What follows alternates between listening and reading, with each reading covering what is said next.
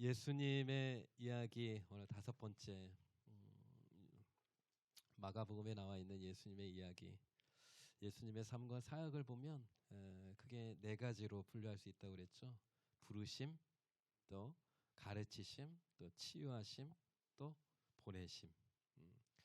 예수님의 사역의 핵심은 바로 이 4가지에 있는 것입니다. 제자들을 부르시고 또 그들에게 말씀을 가르치시고 또 놀라운 기적, 표적을 보이시는 그 치유하심의 역사를, 그래서 우리의 마음의 어두운 것들을 변화시키고 치유하시고 회복하시는 것이 빛이신 예수님의 사역이고 놀라운 일들이죠. 그리고 마지막 단계가 축복의 단계잖아요. 보내심. 그 사람을 하나님께서 아름답게 세우신 데는 목적이 있는 겁니다. 왜요? 그를 통해서 수많은 영혼들이 하나님의 축복을 알도록, 하나님의 영광을 알도록, 그래서 축복의 통로로, 만 백성을 위한 하나님의 축복의 통로로 사용하시고자 하는 것이 하나님의 뜻이에요.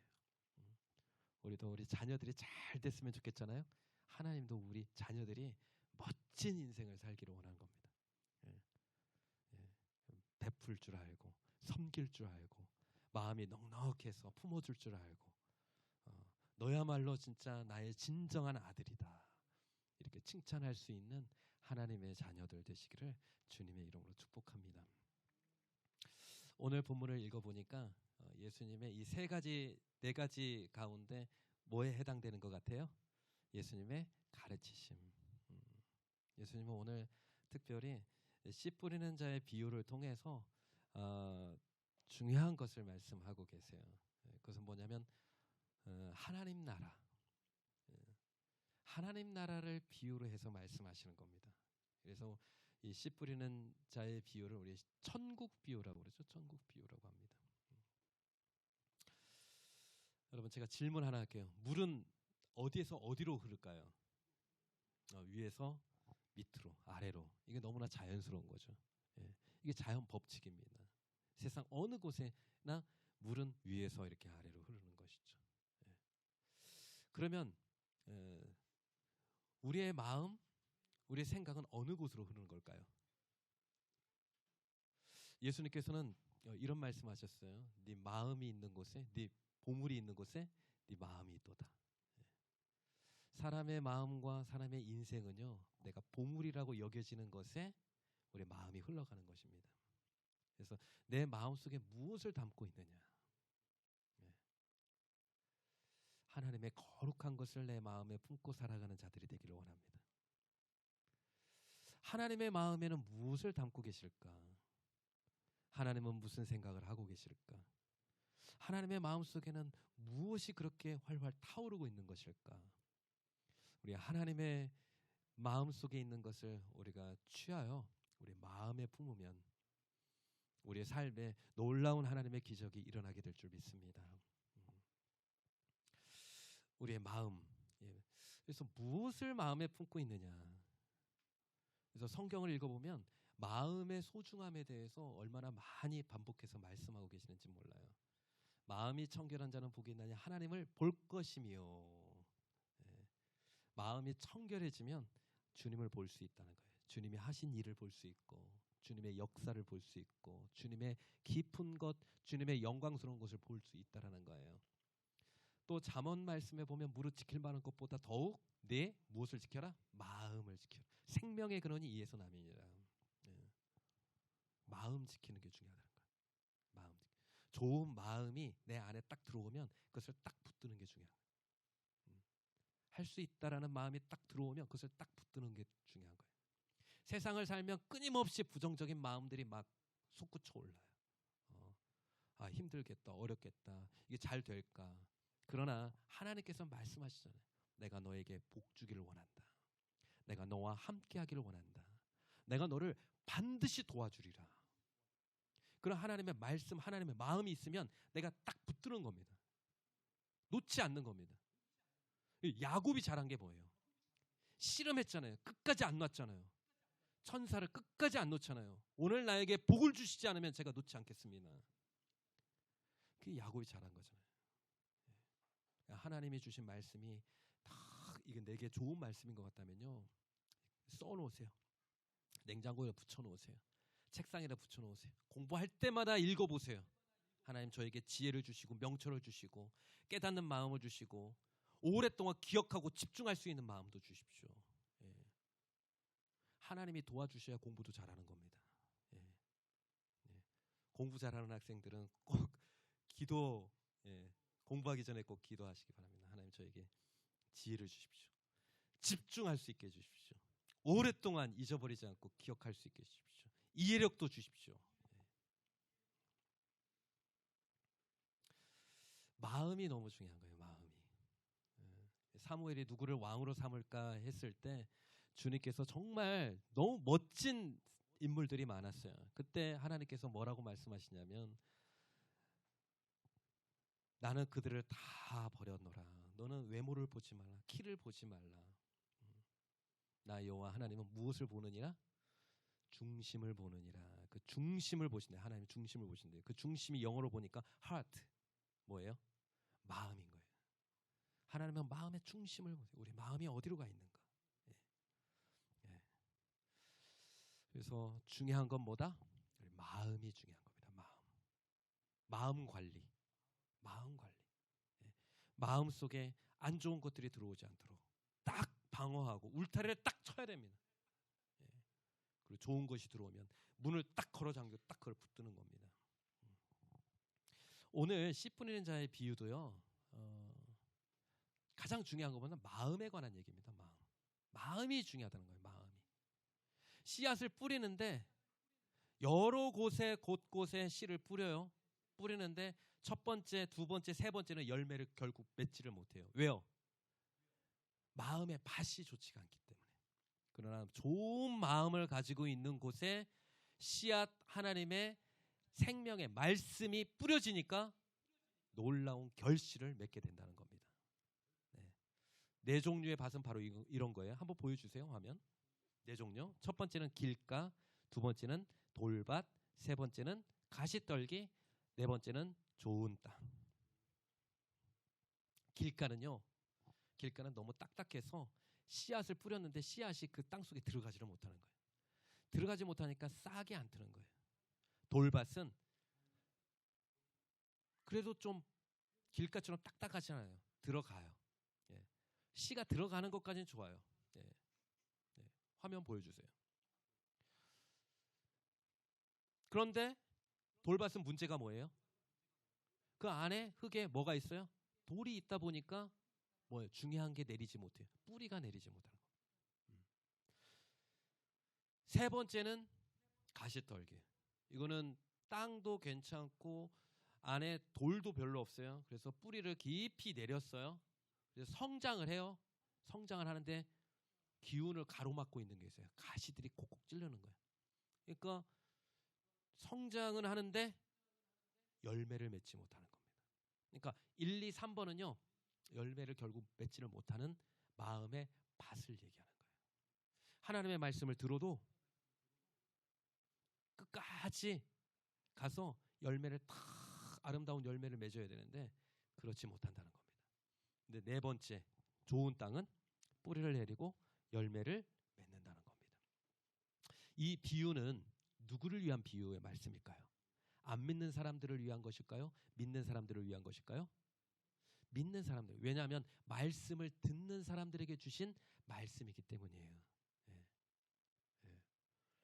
이 말씀 씨 뿌리는 자의 비유를 통해서 예수님께서 우리에게 교훈을 주시는 것은 뭘까요?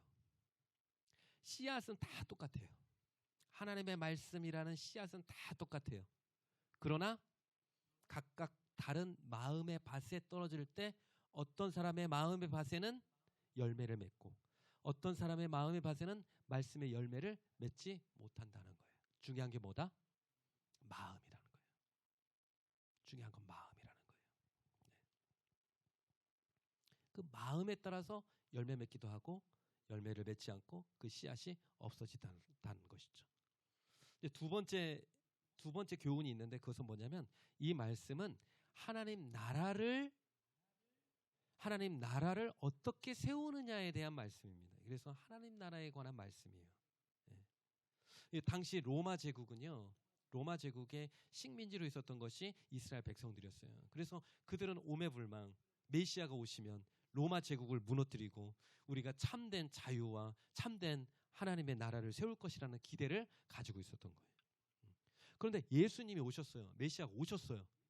근데 예수님은 뭔가 이렇게 큰 권력과 어떤 큰 군사력과 사람을 동원해서 나라를 세우려고 하는 모습이 잘 안 보이고 자꾸 뭘 해요? 말씀을 가르치는 거예요.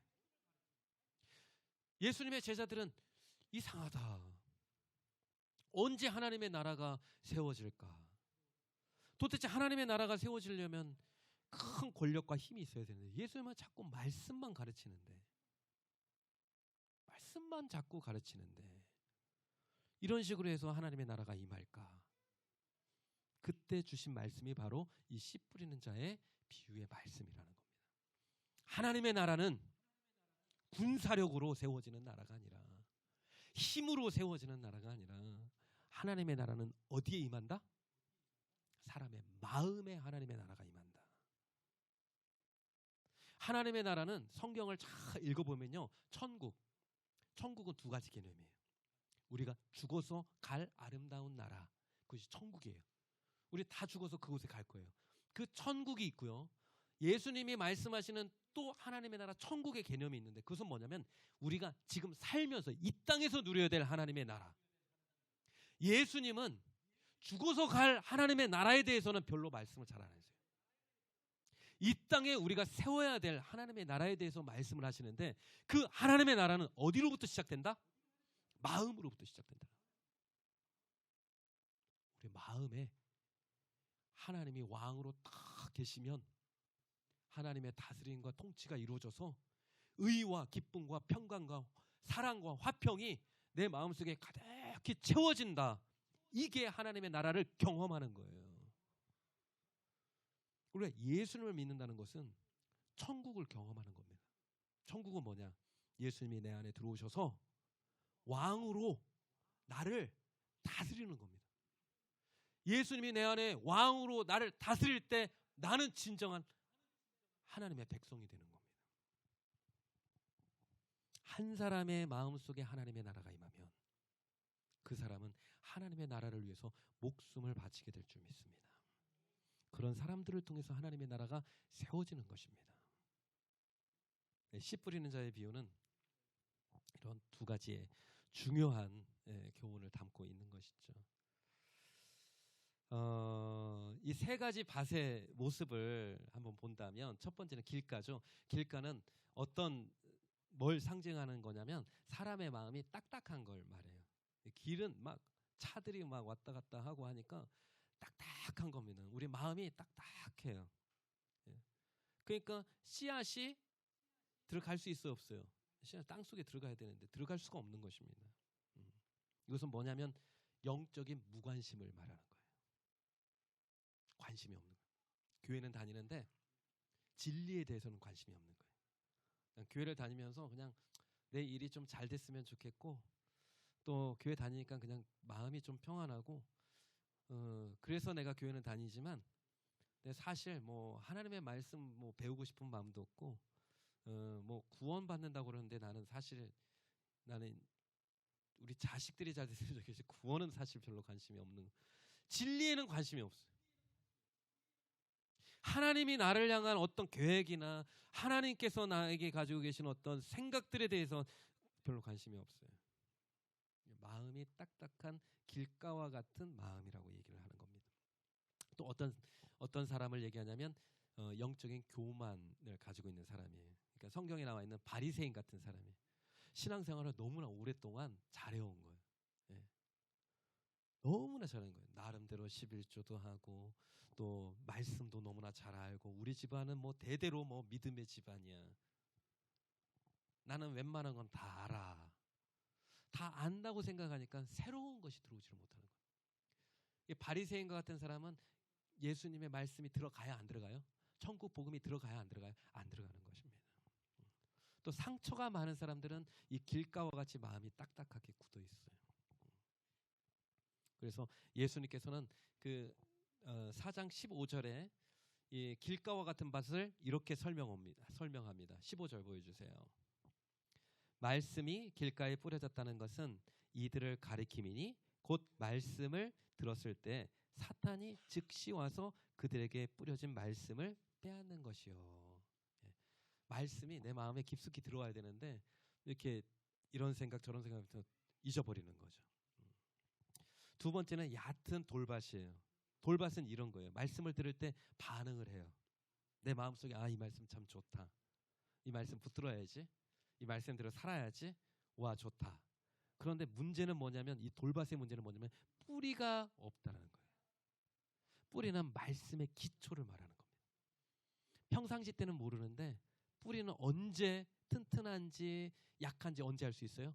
시련이 오면 알 수 있는 겁니다. 고난이 와보면 아는 거예요. 그래서 이 돌밭과 같은 마음의 밭을 가진 사람은요, 뿌리가 약한 사람은 어려울 때 항상 하나님을 원망합니다. 원망과 불평을 하는 거예요. 어려운 일이 있어도 이 일에는 하나님의 뜻이 있을 거야. 하나님은 악한 것을 선한 것으로 바꾸실 수 있는 능력을 가지고 계시는 분인데 모든 것이 합력하여 선을 이루실 거야. 기도해보자. 내 힘으로는 힘드니까 기도의 동역자들에게 기도를 부탁해보자. 이 사안은 중대한 사안이니까 목사님에게 부탁해서 온 성도들에게 기도 부탁을 하자. 이 어려움과 이 고난과 시련을 내가 한번 믿음으로 극복해보자. 뿌리가 깊이 내린 사람은 그렇게 생각하는데 일이 뭔가 안 되면 마음에 원망과 불평이 생기는 거예요.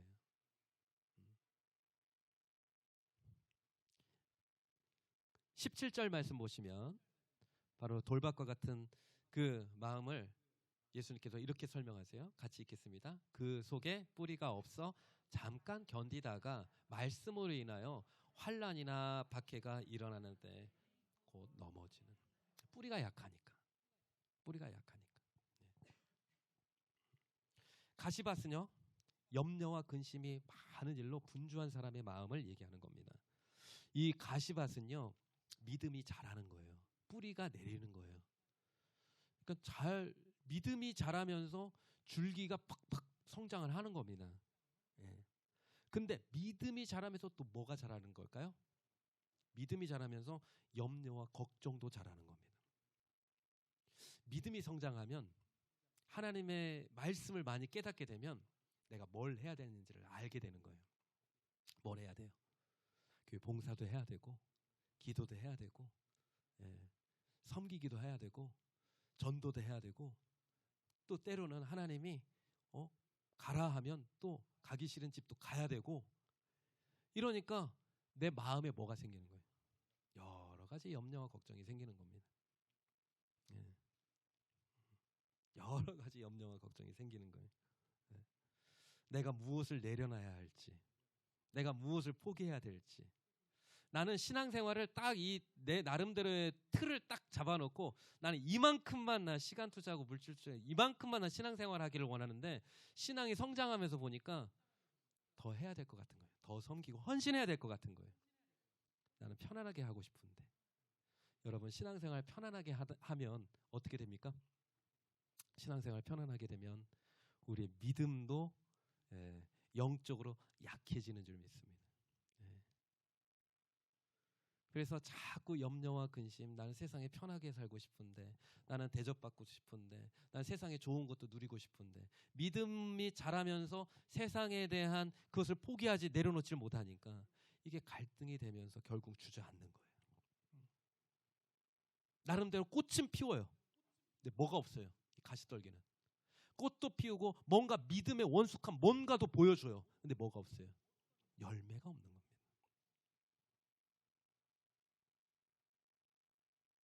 열매가 없는 겁니다. 네 번째는 좋은 땅이죠. 좋은 땅은 좋은 열린 마음이에요.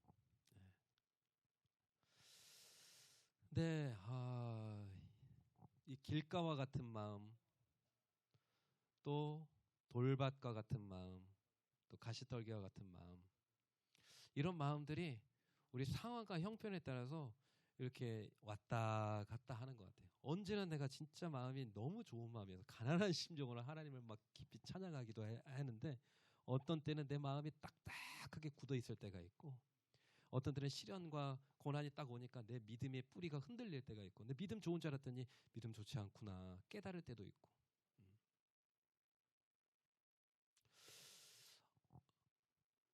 길가와 같은 밭, 돌밭과 같은 밭, 가시떨기와 같은 밭이 옥토와 같은 밭으로 바뀔 수 있을까요? 바뀔 수 있다면 언제 그것이 바뀔까요? 사람이요 쉽게 바뀌는 게 아니더라고요. 우리의 마음이 쉽게 바뀌는 게 아니더라고요. 내가 이것을 결심했는데도 내가 그 결심대로 잘 해요 못해요? 이번에는 좀 내가 운동을 해야 되겠다. 내가 책을 읽어야 되겠다. 체중 감량을 좀 해야 되겠다. 결심을 하고 마음은 수없이 먹어도 그 마음대로 잘 행동으로 옮기는 건 정말 쉽지 않은 일인 것 같아요. 분명히 내 마음인데 내 뜻대로 안 되는 것이 내 마음이더라고요. 길가와 같은 돌밭과 같은 가시떨기와 같은 밭이 어떻게 하면 옥토로 바뀔까요? 에스겔 36장 26절 말씀.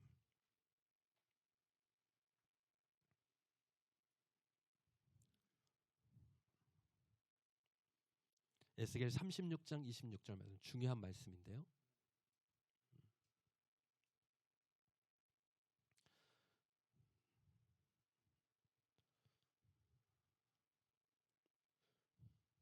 같이 읽겠습니다. 또 새 영을 너희 속에 두고 새 마음을 너희에게 주되 너희 육신에서 굳은 마음을 제거하고 부드러운 마음을 줄 것이며. 아멘. 이게 구약 에스겔 선지자를 통해서 예수님 오실 때 예언의 말씀을 주신 거예요. 내가 새 영을 줄 것이다. 너희 속에 새 마음을 줄 것이다. 너희 육신에 있는 많은 굳은 마음을 제거해 줄 것이다. 부드러운 마음을 줄 것이다. 무슨 뜻이에요? 하나님께서 우리에게 새로운 마음을 주실 것이라는 거예요. 좋은 마음을 주실 것이라는 거예요. 하나님께서 우리에게 그렇게 약속하셨어요. 우리 마음속에 있는 굳은 마음, 딱딱한 마음, 돌짝밭 같은 마음, 그것을 다 옥토와 같은 마음으로 바꾸어 주시겠다라고 약속해 주셨어요. 여러분, 신앙생활이 뭐예요? 신앙생활은 다른 것이 아니라 결국 마음을 지키는 거고, 마음이 길가와 같이 돌밭과 같은 마음이 변해서 옥토와 같은 마음으로 변하는 것이 신앙생활이에요. 근데 언제 그게 바뀌냐는 거예요. 하나님의 만져주심이 있을 때 바뀌게 되는 줄 믿습니다. 하나님의 만져주심이 있어야 돼요. 하나님의 터치가 있어야 돼요. 새 마음이 우리 가운데 확 들어와야 돼요. 분노와 짜증과 두려운 마음이 내 마음에 가득할 때 성령님이, 하나님이 언젠가 한순간에 내 마음속에 그 마음을, 하나님을 믿고자 하는 마음을 확 부어주셔야 돼요.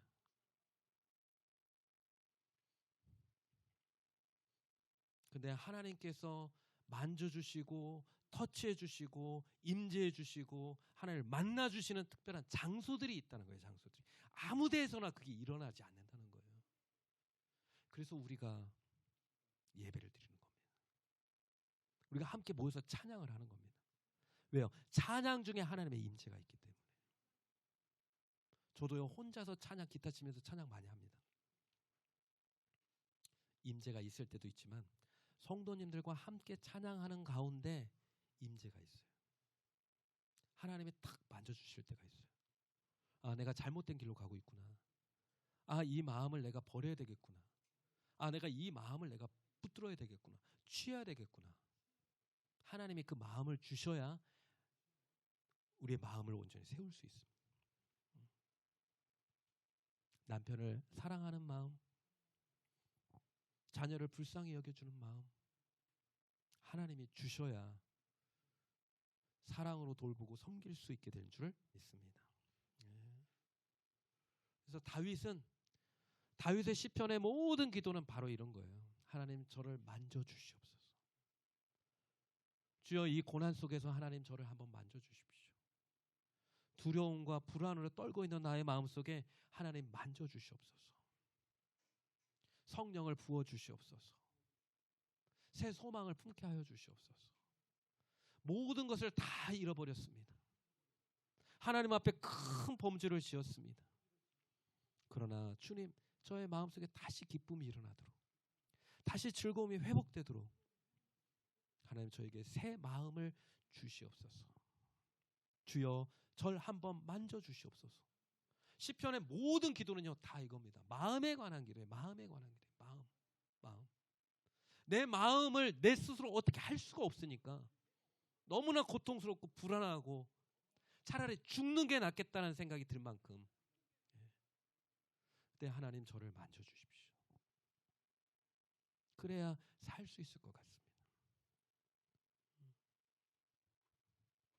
예수님이 길을 가고 있는데 멀리서 외쳐서 소리를 지릅니다. 다윗의 자손 예수여, 다윗의 자손 예수여, 나를 불쌍히 여겨주십시오. 불쌍히 여겨주십시오. 주변의 사람들이 조용히 하라고, 네가 뭔데 여기 이렇게 소리를 지르냐고. 예수님은 너 같은 인간을 상대할 분이 아니시라고. 근데 가던 길을 예수님이 멈추시고 그를 붙들어 주시잖아요. 내가 너에게 무엇을 하여 주기를 원하느냐. 주님이 한번 그를 붙들어 주니까 그는 평생 동안에 경험할 수 없는 놀라운 기적을 경험하는 거잖아요.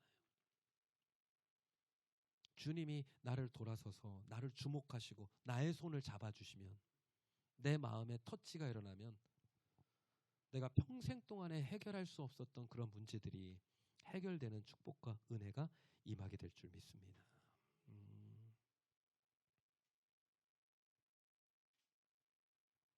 마음이에요. 마음.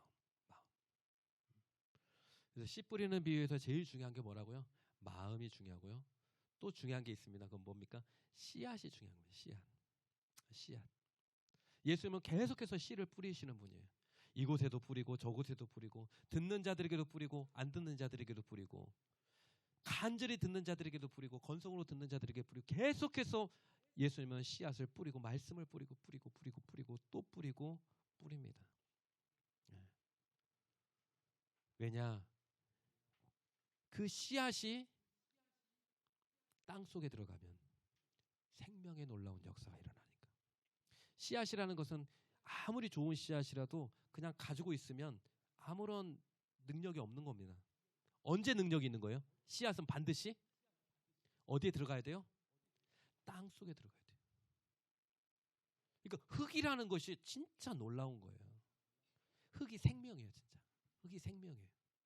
씨앗은 흙과 만나 흙에 들어가서 일정한 온도가 되고 환경이 조건이 되면 거기서 생명이 움트기 시작한다는 거예요. 생명은 하나님이 주관하시는 거잖아요. 하나님의 말씀이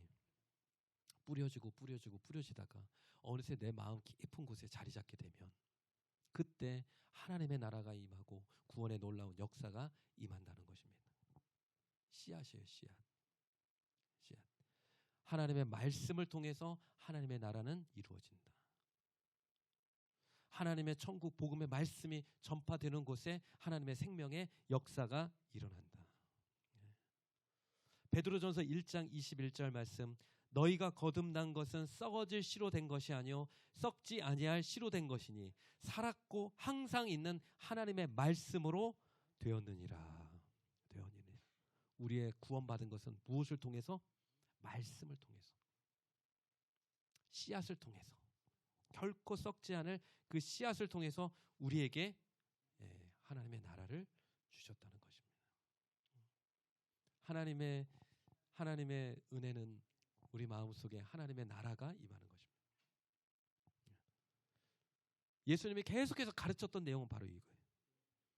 하나님의 나라가 네 속에 임해야 될 것이다. 너의 마음속에 임해야 될 것이다.